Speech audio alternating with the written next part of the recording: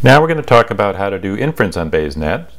We'll start with our familiar network, and we'll talk about a method called enumeration, which goes through all the possibilities, adds them up, and comes up with an answer. So what we do is start by stating the problem.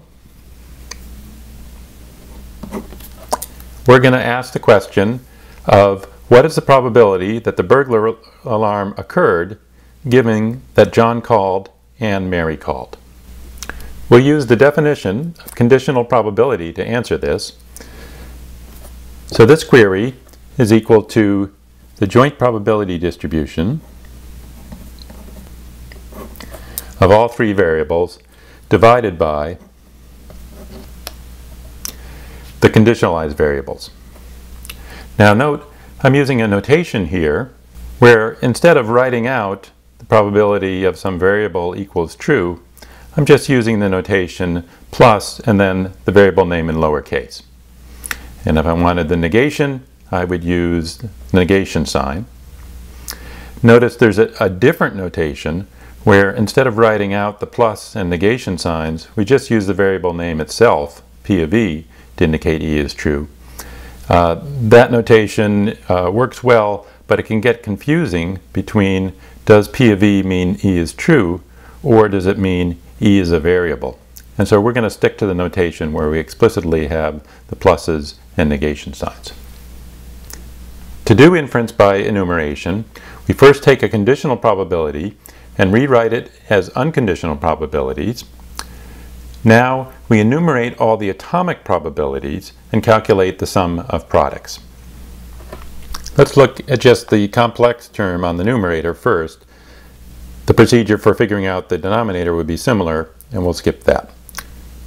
So the probability of these three terms together can be determined by enumerating all possible values of the hidden variables. In this case, there are two, E and A.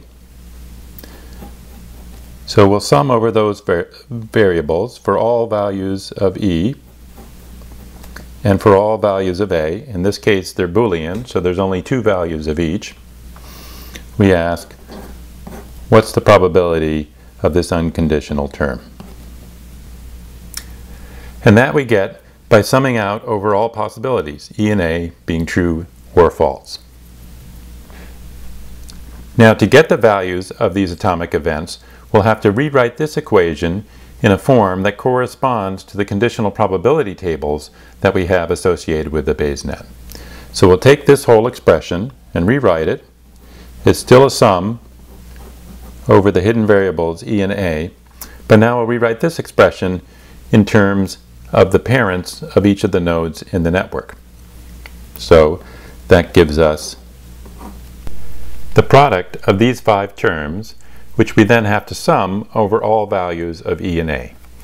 If we call this product F of EA, then the whole answer is the sum of F for all values of E and A.